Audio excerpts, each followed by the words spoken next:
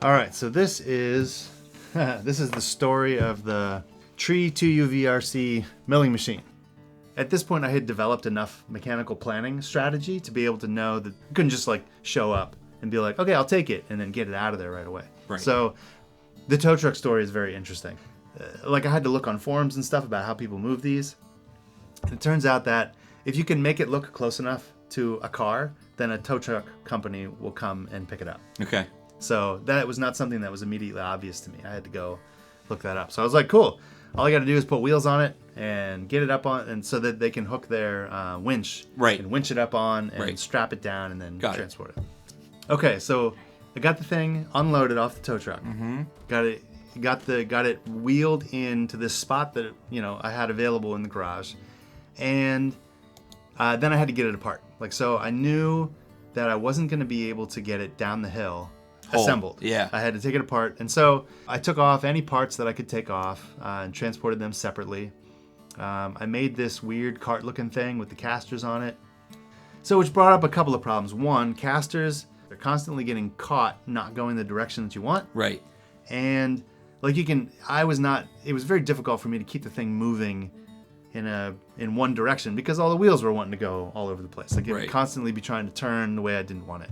Basically, once we found out the casters wouldn't work, the next attempt was increase the size of the wheels so they don't sink into the ground, and don't use the caster scheme. Like, don't allow each wheel to move independently.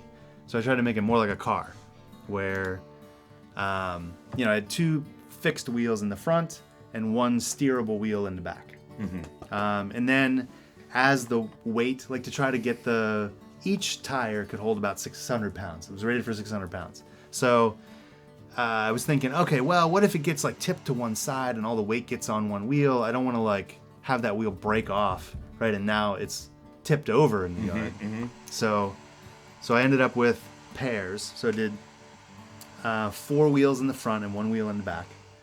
And I basically just completely flipped over the frame that I'd used before, left the casters on the top, so you can still see the casters are on top, and then attached these wheels up underneath. So there it is. And then I left the... Looks like a go-kart. Yeah. And at some point I got a winch. I don't remember if I got the winch... I don't think I got the winch when we were using the casters. I think I got the winch after I decided to go with big wheels. Got it. So anyway, so now we've got a cart. There's big wheels. It's steerable. It's not just going wherever it feels like. So then that thing started to work at that point. So the next step was... Oh, you were going to prep it down here. Yeah, I wanted before to... you brought it in. Never again. So this is where you did all the painting and yeah. Okay. Yep. So my thought process was, I'm never gonna have this thing flipped on its side again. Right.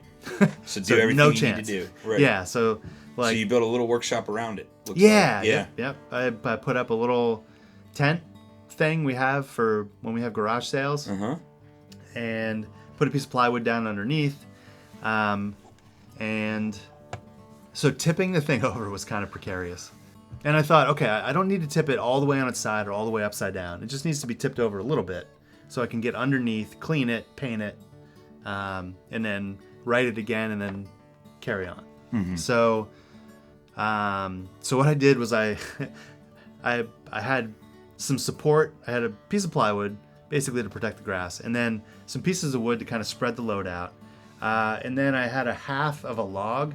It was like a 2-foot diameter piece of oak that I'd cut about 4 feet long. So I laid that down on the ground, and then I'm like, okay, well, so what I'm going to do is try to tip it onto this log.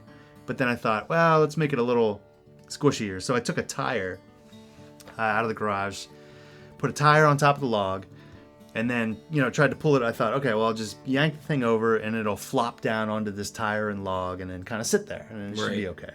And so, yeah, I couldn't come anywhere near budging the thing.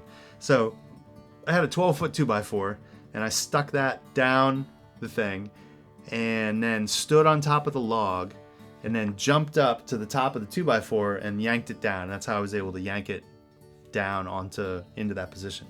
Did I need to paint the inside? Probably not. I probably could have got away with doing it. No, but it's not going to be on its side again. Yeah, it's never going to be on its side again. So I thought, fine, I'll paint it. Was this after your patio was in? Yes. Oh, good. Yeah, it was after the patio was in. the patio was one of the limiting factors of getting Yes, stuff in because and out. you couldn't have wheeled all this over wood. Yeah, it would Got have it. been hard, a lot harder, and it probably would have broke. Oh, and here we go. Yeah, and so it's all assembled, and this was my first attempt at. Oh man, that's some hot slag. So it's a much cleaner, quieter, safer process for me to drill holes and cut pockets and stuff like that. Okay. So for making a bunch of other stuff. Well, great. And some of the first things I made were parts for itself, Right. that needed redone. Right. So then I swapped those parts out and it would get a little better. So anyway, but that was my journey of getting the thing moved in. Awesome.